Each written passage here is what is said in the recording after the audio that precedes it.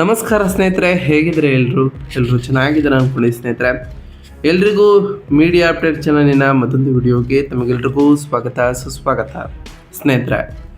ಈ 2026ರ ಈ ಒಂದು ವರ್ಷದಲ್ಲಿ ಏಪ್ರಿಲ್ 22ರ ನಂತರ ಧನುಸ್ಸು ರಾಶಿಯವರ ಭವಿಷ್ಯ ಹೇಗಿರಲಿದೆ, ಈ ಏಪ್ರಿಲ್ ತಿಂಗಳು ಕೊನೆಯ ವಾರದಲ್ಲಿ ನಡೆಯತಕ್ಕಂತಹ ಗ್ರಹ ಸಂಚಾರದ ಬದಲಾವಣೆಯು ನಿಮ್ಮ ಜೀವನದಲ್ಲಿ ಏನೆಲ್ಲ ಬದಲಾವಣೆಗಳನ್ನು ತರಲಿದೆ, ಅದರಲ್ಲೂ ನಿಮ್ಮ ಜೀವನದ ವಿವಿಧ ಅಂಶಗಳಾದಂತಹ ವೃತ್ತಿಯಲ್ಲಿ, ಆರೋಗ್ಯದ ವಿಚಾರದಲ್ಲಿ, ವೈವಾಹಿಕ ಜೀವನ, ಆರ್ಥಿಕ ಸ್ಥಿತಿ, ಕೌಟುಂಬಿಕ ಜೀವನ, ಹಾಗೆಯೇ ನಿಮ್ಮ ವ್ಯವಹಾರ ಮತ್ತು ಶಿಕ್ಷಣದ ವಿಚಾರದಲ್ಲಿ ಏನೆಲ್ಲ ಬದಲಾವಣೆಗಳನ್ನು ಕಾಣಲಿದ್ದೀರಿ, ಯಾವ ವಿಷಯದಲ್ಲಿ ಶುಭವಾಗಲಿದೆ, ಯಾವ ವಿಷಯದಲ್ಲಿ ಬಹಳ ಎಚ್ಚರಿಕೆಯನ್ನು ವಹಿಸಬೇಕು, ರಾಶಿಯವರಿಗೆ ಇರುವಂತಹ ಸಮಸ್ಯೆಗಳಿಗೆ ಸರಳ ಪರಿಹಾರಗಳೇನು ಎಂಬುದರ ಸಂಪೂರ್ಣ ಮಾಹಿತಿಯನ್ನು ಇದೇ ವಿಡಿಯೋದಲ್ಲಿ ತಿಳಿಸ್ಕೊಡ್ತಾ ಹೋಗ್ತಾನೆ ಸ್ನೇಹಿತರೆ.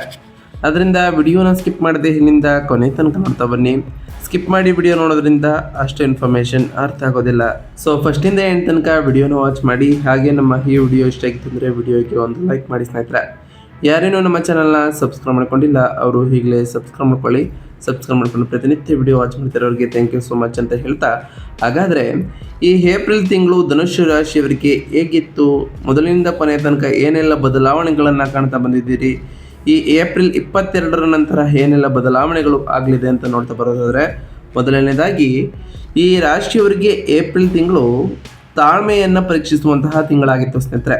ಆದರೆ ಇದೇ ಸಮಯದಲ್ಲಿ ನಾಣ್ಯದ ಇನ್ನೊಂದು ಮುಖದಂತೆ ದೊಡ್ಡ ಪ್ರತಿಫಲಗಳನ್ನು ಕೂಡ ನೀವು ಕಂಡಿರ್ತೀರಿ.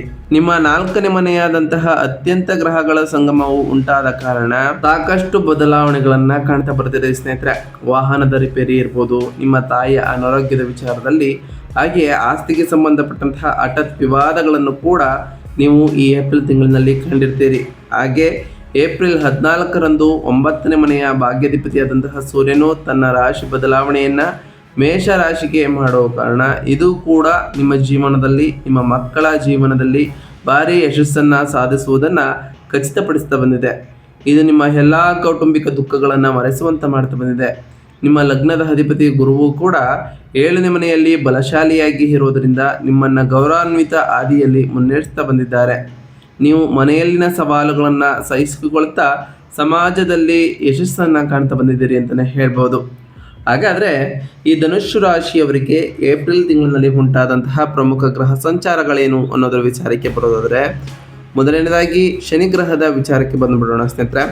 4ನೇ ಮನೆಯ ಮೀನ ರಾಶಿಯಲ್ಲಿ ಪ್ರವೇಶವನ್ನು ಮಾಡತಕ್ಕಂತಹ ಶನಿ ಕೌಟುಂಬಿಕ ಜವಾಬ್ದಾರಿಗಳನ್ನು ತರಲಿದ್ದು ಮನೆಯಲ್ಲಿ ಅತೃಪ್ತಿ ನಿಮಗೆ ಉಂಟಾಗ್ಬೋದು, ಕಾರ್ಯಗಳಲ್ಲಿ ವಿಳಂಬವಾಗ್ತಾ ಹೋಗ್ತದೆ. ಇನ್ನು ಮಂಗಳ ಗ್ರಹದ ಸಂಚಾರದಿಂದ ಮನೆಯಲ್ಲಿ ವಾದಗಳು ಉಂಟಾಗ್ಬೋದು, ವಾಹನ ರಿಪೇರಿ, ನಿದ್ರಾಹೀನತೆ ಅಥವಾ ತಾಯಿಯೊಂದಿಗೆ ಸಂಘರ್ಷಗಳು ಕೂಡ ಉಂಟಾಗ್ಬೋದು ಸ್ನೇಹಿತರೆ.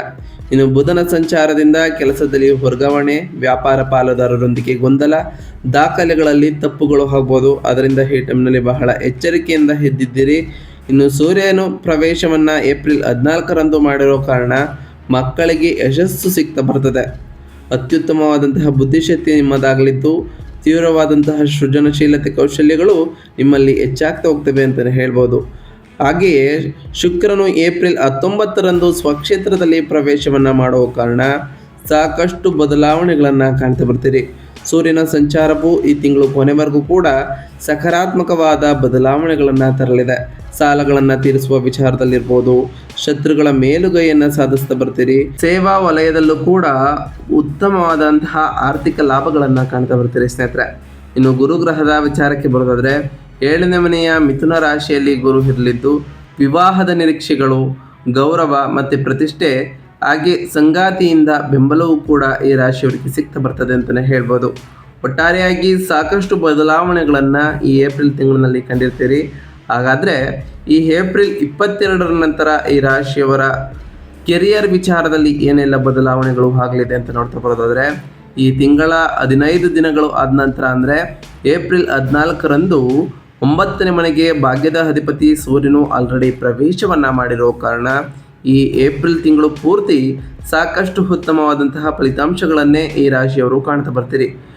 ಈ ಭಾಗ್ಯದ ಅಧಿಪತಿಯಾಗಿರ್ತಕ್ಕಂತಹ ಸೂರ್ಯನು ಉಚ್ಚ ಸ್ಥಿತಿಯನ್ನು ತಲುಪಿದಾಗ ನಿಮ್ಮ ನವೀನ ಕೌಶಲ್ಯಗಳು ಮತ್ತು ಬೌದ್ಧಿಕ ಪ್ರತಿಭೆಗಳು ಭಾರೀ ಮನ್ನಣೆಯನ್ನು ಪಡೆದುಕೊಳ್ತಾ ಹೋಗ್ತವೆ.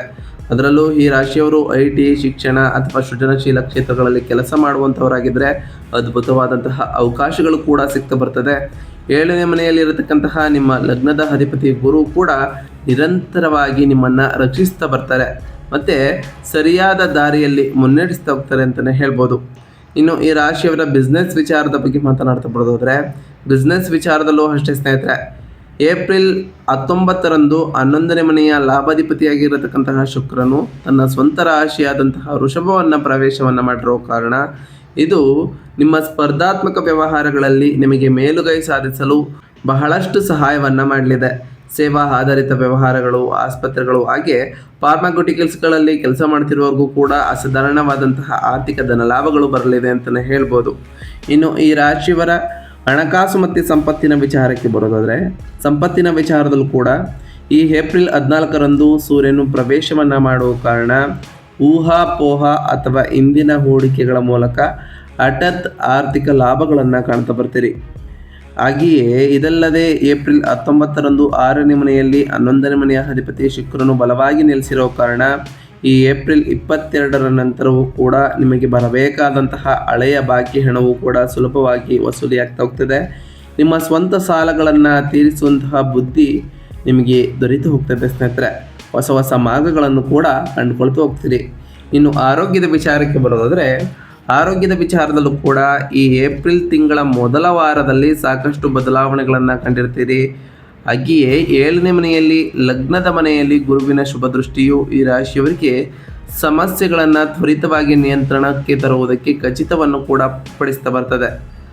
ಏಪ್ರಿಲ್ 14ರಂದು ಸೂರ್ಯನ ಬಲದಿಂದ ಪಡೆದಂತಹ ಶಕ್ತಿಯು ನಿಮಗೆ ಬಹಳಷ್ಟು ಉತ್ತಮವಾದ ಫಲಿತಾಂಶಗಳನ್ನು ತರಲಿದೆ ಆರೋಗ್ಯದ ವಿಚಾರದಲ್ಲೂ. ಆದರೆ ಎಚ್ಚರಿಕೆ ಅಗತ್ಯ ಅಂತಲೇ ಹೇಳ್ಬೋದು. ನಿಮ್ಮ ಆತ್ಮವಿಶ್ವಾಸ ಮತ್ತು ದೈಹಿಕ ಚೈತನ್ಯವು ಇನ್ನಷ್ಟು ದ್ವಿಗುಣಗೊಳ್ತಾ ಹೋಗ್ತದೆ. ನಿಮ್ಮ ದೈನಂದಿನ ಜೀವನದಲ್ಲಿ ವ್ಯಾಯಾಮ ಮತ್ತು ಧ್ಯಾನವನ್ನು ಕಡ್ಡಾಯಗೊಳಿಸುವುದು ಕೂಡ ಬಹಳ ಮುಖ್ಯ. ಇದರಿಂದ ನಿಮ್ಮ ದೈಹಿಕ ಶಕ್ತಿ ಮತ್ತು ಮಾನಸಿಕ ಶಕ್ತಿ ವೃದ್ಧಿಯಾಗಲಿದ್ದು ನಿಮ್ಮ ಮನಸ್ಸು ಕೂಡ ಚಂಚಲಕ್ಕೆ ಒಳಗಾಗೋದು ಸ್ನೇಹಿತರೆ. ಇನ್ನು ಕುಟುಂಬ ಮತ್ತು ವೈಯಕ್ತಿಕ ಸಂಬಂಧಗಳ ವಿಚಾರಕ್ಕೆ ಬರೋದಾದರೆ ಫ್ಯಾಮಿಲಿ ವಿಚಾರದಲ್ಲಿ 4ನೇ ಮನೆಯಲ್ಲಿ ಮೊದಲ ಈ ವಾರದಲ್ಲಿ ಮಂಗಳ ಶನಿಯ ಪ್ರಭಾವವು ಇದ್ದ ಕಾರಣ ಸಾಕಷ್ಟು ಬದಲಾವಣೆಗಳನ್ನು ಕಾಣ್ತಾ ಬಂದಿದ್ದೀರಿ. ಆಸ್ತಿ ವಿವಾದಗಳಿರ್ಬೋದು, ಕಾನೂನು ಬೆದರಿಕೆಗಳಿರ್ಬೋದು, ಕುಟುಂಬ ಸದಸ್ಯರೊಂದಿಗೆ ವಿಶೇಷವಾಗಿ ನಿಮ್ಮ ತಾಯಿ ಅಥವಾ ಅತ್ಯಂತ ಸಂಬಂಧಿಗಳೊಂದಿಗೆ ಕಹಿ ವಾದಗಳು ಕೂಡ ನಡೆದಿರ್ಬೋದು. ಆದರೆ ಏಪ್ರಿಲ್ 14ರಂದು ಉಚ್ಚ ಸೂರ್ಯನು ತನ್ನ 5ನೇ ಮನೆಗೆ ಪ್ರವೇಶವನ್ನು ಮಾಡುವ ಕಾರಣ ಸಾಕಷ್ಟು ಬದಲಾವಣೆಗಳನ್ನು ಕಾಣ್ತಾ ಬರ್ತೀರಿ.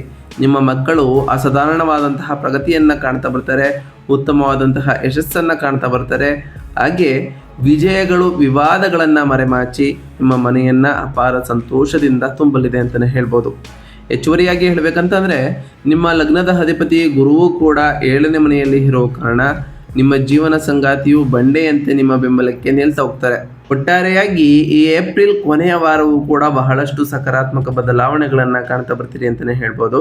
ಇನ್ನು ಶಿಕ್ಷಣದ ವಿಚಾರಕ್ಕೆ ಬರೋದಾದರೆ ಶೈಕ್ಷಣಿಕ ವಿಚಾರದಲ್ಲಿ 4ನೇ ಮನೆಯಲ್ಲಿ ತೀವ್ರವಾದಂತಹ ಗ್ರಹಗಳ ಸಂಚಾರ ಇದ್ದ ಕಾರಣ ಸಾಕಷ್ಟು ಬದಲಾವಣೆಗಳನ್ನು ಈ ಏಪ್ರಿಲ್ ಮೊದಲ 2 ವಾರಗಳಲ್ಲಿ ಕಂಡಿರ್ತೀರಿ. ಅದು ವಿದ್ಯಾರ್ಥಿಗಳಿಗೆ ಅತ್ಯಂತ ಕಷ್ಟಕರವಾದಂತಹ ವಾರಗಳು ಅಂತಲೇ ಹೇಳ್ಬೋದು. ಆದರೆ ಏಪ್ರಿಲ್ 14ರಿಂದ ಬುದ್ಧಿಶಕ್ತಿಯು 5ನೇ ಮನೆಯಲ್ಲಿ ಸೂರ್ಯನ ಉಚ್ಚ ಸ್ಥಿತಿಯನ್ನು ತಲುಪಿದ ತಕ್ಷಣ ನಿಮ್ಮ ಗ್ರಹಣ ಶಕ್ತಿ ಅದ್ಭುತವಾಗ್ತಾ ಹೋಗ್ತದೆ. ಗ್ರಾಸ್ಪಿಂಗ್ ಪವರ್ ಇನ್ಕ್ರೀಸ್ ಆಗೋ ಕಾರಣ ಪ್ರತಿಯೊಂದು ವಿಷಯವನ್ನು ಕೂಡ ಅದ್ಭುತವಾಗಿ ಅರ್ಥ ಮಾಡ್ಕೊಳ್ತಾ ಹೋಗ್ತೀರಿ. ಸ್ಪರ್ಧಾತ್ಮಕ ಪರೀಕ್ಷೆಗಳಲ್ಲಿ ಹಾಜರಾಗುವಂತಹ ಅಥವಾ ಉನ್ನತ ಶಿಕ್ಷಣವನ್ನು ಅನುಸರಿಸುವಂತಹ ವಿದ್ಯಾರ್ಥಿಗಳು ರಾಷ್ಟ್ರೀಯ ಅಥವಾ ಅಂತಾರಾಷ್ಟ್ರೀಯ ಮನ್ನಣೆಯನ್ನು ಸಾಧಿಸಲಿದ್ದು ಉತ್ತಮವಾದಂತಹ ಬದಲಾವಣೆಗಳನ್ನು ಕೂಡ ನಿಮ್ಮ ಜೀವನದಲ್ಲಿ ಕಾಣ್ತಾ ಬರ್ತೀರಿ. ಹಾಗೆಯೇ ಈ ರಾಶಿಯವರು ಹೊಸ ಹೊಸ ಕೌಶಲ್ಯಗಳನ್ನು ಕಲಿಯಬೇಕು ಅಂತ ಅಂದ್ಕೊಂಡಿದ್ರೆ ಈ ಏಪ್ರಿಲ್ ಕೊನೆಯ ವಾರವೂ ಕೂಡ ಬಹಳಷ್ಟು ಶುಭವಾಗಲಿದ್ದು ನೀವು ಅಂದುಕೊಂಡಿರುವಂತಹ ಕಾರ್ಯಗಳಲ್ಲಿ ಯಶಸ್ಸನ್ನು ಸಾಧಿಸ್ತೀರಿ ಅಂತಲೇ ಹೇಳ್ಬೋದು ಸ್ನೇಹಿತರೆ.